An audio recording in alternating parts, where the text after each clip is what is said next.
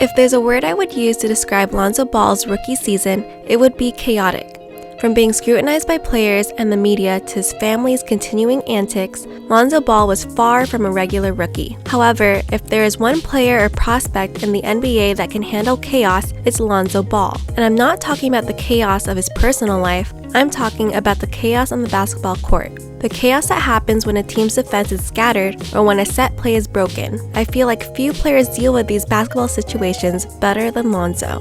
Now before I get too far into my rant, let me address all the criticism that comes with praising Lonzo's abilities. Yes, he did have a historically bad shooting season, including a disastrous 45% from the free throw line. There were times when he looked like he lacked any of the fundamentals required for being even an average scorer in the NBA. And don't even get me started on the talks of his shot form. Lonzo is far from the perfect prospect Daddy LeVar says he is, and I'll touch on his faults later in the video. But what Lonzo does well, he does almost on an elite level, and that is thriving in the chaotic moments on the court. When something hectic is going on, like a player attacking defense in transition, the defense doesn't have a chance to become organized, and as a result, there are cracks. Cracks like a player failing to rotate, two players not being in sync, or any other type of mistake. These moments of disorganization is something the offensive player can take advantage of. But you have to be quick because at the NBA level, those cracks in the defense don't stay open for long. It takes smart, precise, and confident decision-making to take advantage of these moments.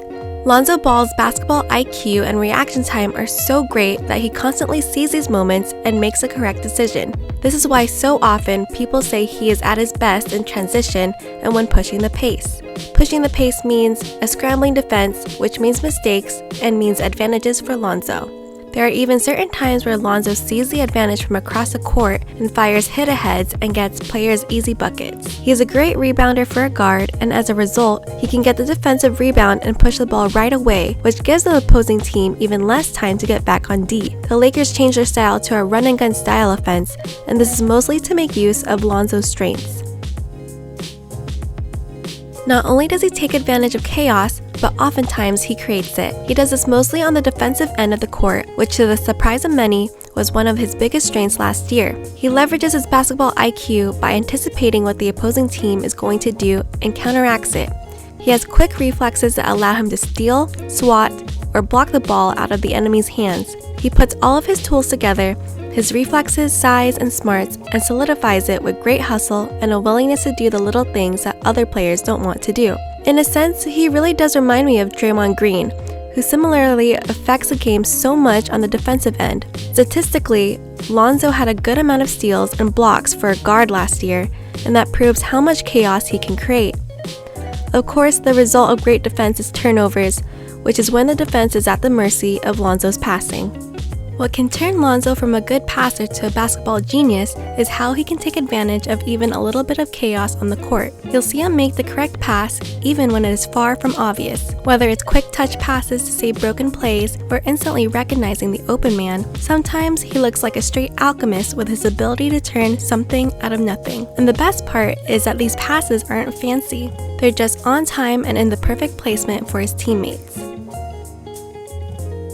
Of course, like I mentioned earlier in the video, Lonzo has some glaring weaknesses in his game that if not improved will greatly hinder his overall potential. There are going to be times where a defense is able to contain the chaos Lonzo creates relatively well. In those scenarios, Lonzo will be forced to orchestrate a set play. Ironically, for all of his basketball IQ, he's not really that good at running plays, which probably means he is more of a reactive player than one that dictates the game.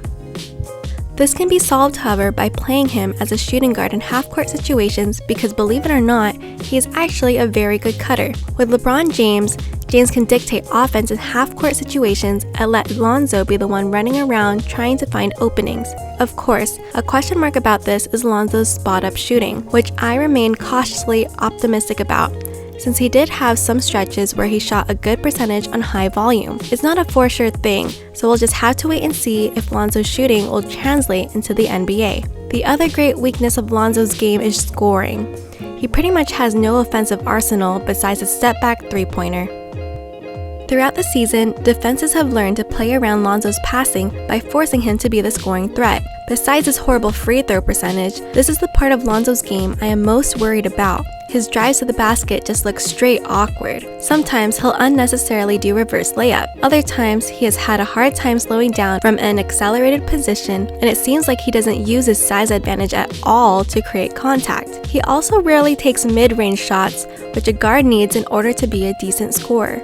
With all of these question marks, his shooting and scoring are definitely substantial. But let's look at it from a slightly optimistic point of view. Let's say he at least becomes average in these aspects of the game. If he can be a reliable enough threat to score and threat as a shooter, then he becomes really hard to guard. In chaotic moments, you can't let him pass or score because he'll burn you either way. In half-court situations, he can use his shooting as a weapon or use it to drive and create more advantages. All these are possibilities for Lonzo Ball if he continues to work hard at his game, and this is one of the reasons I and many other people are still high on his potential. If he can keep out all the personal noise, continue being an intelligent player, and fix some of his weaknesses, then you are really going to see a special player out there.